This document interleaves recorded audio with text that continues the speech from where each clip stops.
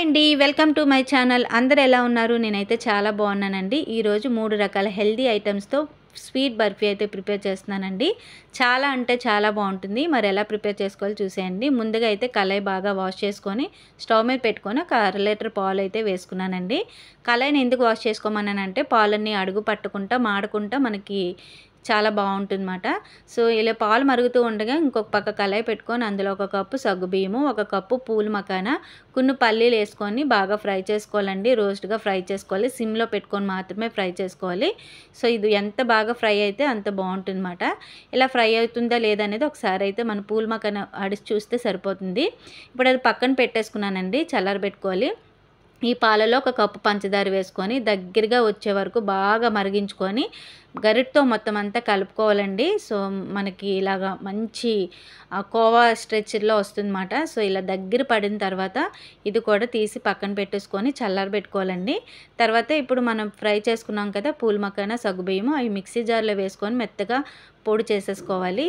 తర్వాత కొన్ని జీడిపప్పులు తీసుకొని చిన్న చిన్న ముక్కలు అయితే కట్ చేసుకుంటున్నానండి. వీలైన మట్టుకి ఎంత చిన్నగా కట్ చేసుకోగలిగితే అంత చిన్నగా కట్ చేసుకోండి. మన స్వీట్ రెసిపీలోకి చాలా బాగుంటాయి అన్నమాట. చిన్న చిన్న అన్నీ మనకి కట్ చేసుకుంటే నోటికి పలుకులు తగులుతూ ఉంటే చాలా టేస్టీగా అనిపిస్తుంది అన్నమాట. సో ఈ రెసిపీని కూడా ట్రై చేయండి. చాలా అంటే చాలా బాగుంటుందండి. సేమ్ కోవా ఎలా ఉంటుందో అలానే ఉంటుందన్నమాట. మొత్తం అన్ని జీడిపప్పులు కట్ చేసేసుకున్నాను. సో తర్వాత ఇంకా మనం వేరే ప్రాసెస్లోకి అయితే వెళ్ళిపోదాము. మిక్సీ పట్టుకున్నాం కదండి. సో మెత్తగా పౌడర్లా అయితే అయిపోయింది. ఎంత వీలైన మట్టుకి అంత పౌడర్లా చేసుకొని పక్కన పెట్టేసుకోవాలి. తర్వాత స్టవ్ మీద బాండి పెట్టుకొని 2 స్పూన్ల నెయ్యి అయితే వేసుకొని బాగా కరగనివ్వాలండి. తర్వాత మనం మిక్సీ పట్టుకున్న పౌడర్ కూడా వేసుకొని నేతిలో బాగా ఫ్రై చేసుకోవాలండి. వీలైన మట్టుకి ఎంత బాగా ఫ్రై చేసుకుంటే అంత టేస్టీగా ఉంటుంది రెసిపీ. సో మనకు పర్ఫెక్ట్గా కూడా వస్తుందన్నమాట.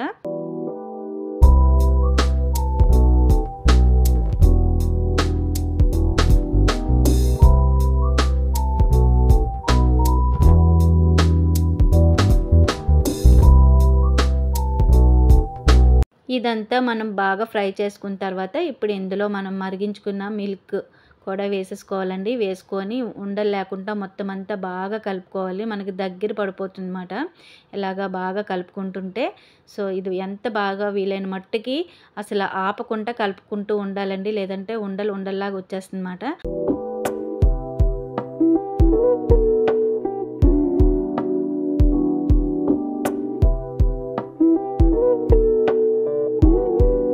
ఇప్పుడు ఇందులో కొంచెం ఇలాచీ పౌడర్ వేసుకోవాలండి. తర్వాత మనం జీడిపప్పుల పలుకులు కట్ చేసుకున్నాం కదా. సో అవి కూడా వేసుకొని బాగా మిక్స్ చేసుకోవాలి.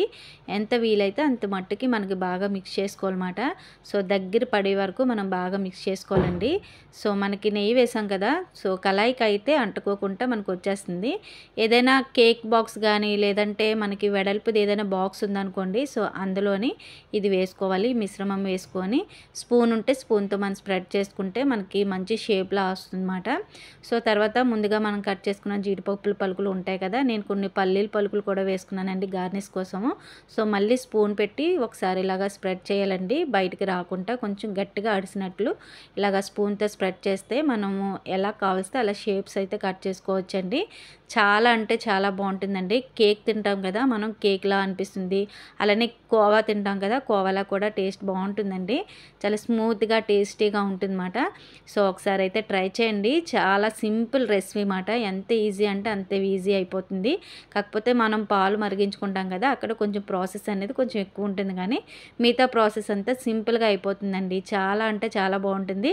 పిల్లలైతే ఎంజాయ్ చేస్తూ తింటారండి. పిల్లలే కాదు మనం కూడా ఎంజాయ్ చేస్తూ తినొచ్చండి. అంత బాగుంటుంది sweet recipe and healthy recipe కూడా అండి. అన్నీ కూడా మనం హెల్దీ ఐటమ్స్ వేసాం కదా.